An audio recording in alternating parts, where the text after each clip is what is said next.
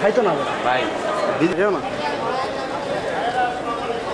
পরেও আজকে সেই রায় কার্যকর হচ্ছে না।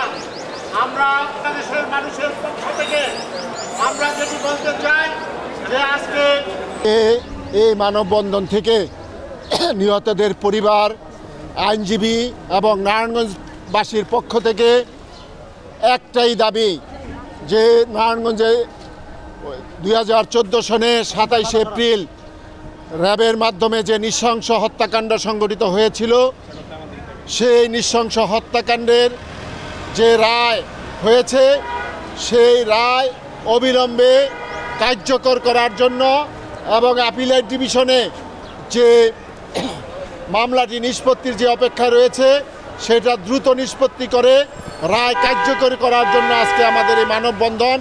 এই মানববন্ধন থেকে আমরা আহ্বান জানাবো সকল প্রতিবন্ধকতা দূর করে দিয়ে আজকে এই মামলাটি অগ্রাধিকার ভিত্তিতে অ্যাপিলেট ডিভিশনে শুনানির ব্যবস্থা করতে হবে এবং যারা দোষী তাদের অবিলম্বে তাদের শাস্তি কার্যকরী করার মাধ্যমে এটার পরিসমাপ্তি ঘটাতে হবে।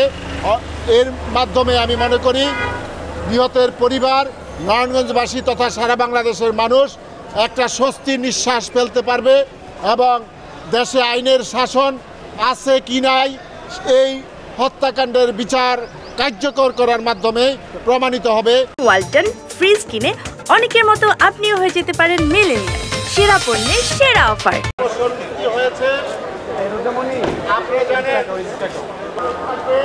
আজকে যে পরিবার আজকে অত্যন্ত মানব কষ্টাক্ত পরিবার ক্ষতিপূরণের দাবি জানাচ্ছি এবং আজকে করার পরে সেই মহামান্য উচ্চ আদালতেও যে রায় হয়েছে সেই রায়টা যত দ্রুততর কার্যকর করা হোক।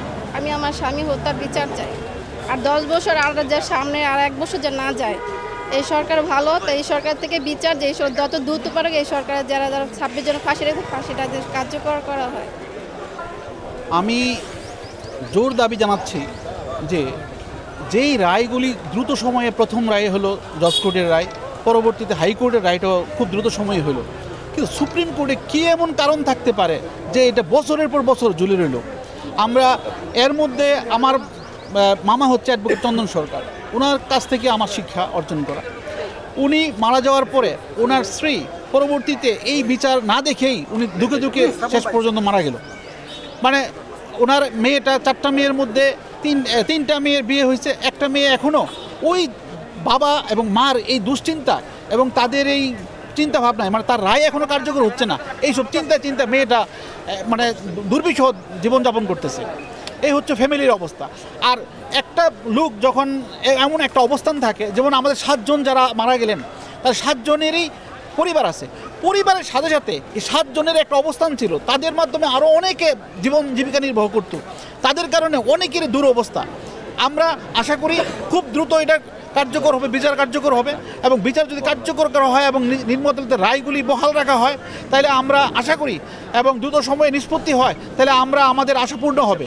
যাতে আসামি পক্ষ কোনো প্রকার বিলম্ব ঘটাতে না পারে তার ব্যবস্থা রাষ্ট্রকে গ্রহণ করতে হবে, সরকারকে গ্রহণ করতে হবে এবং সকল অন্যায়ের প্রতিবাদ করতে হবে। আপনারা প্রতিবাদ করার কারণে সেই কার্যকর করার জন্য আমরা আইনজীবীদের বাসীর পক্ষ থেকে আমরা আহ্বান জানাই। আমরা অবিলম্বে সকল জেনারেল অফিসকে নিতে হবে, অ্যাটর্নি জেনারেলের প্রতি আমাদের অনুরোধ থাকবে অবিলম্বে শাস্তি কার্যকর করা হোক। এইটাই পরিবারের দাবি, এইটাই আইনজীবীদের দাবি।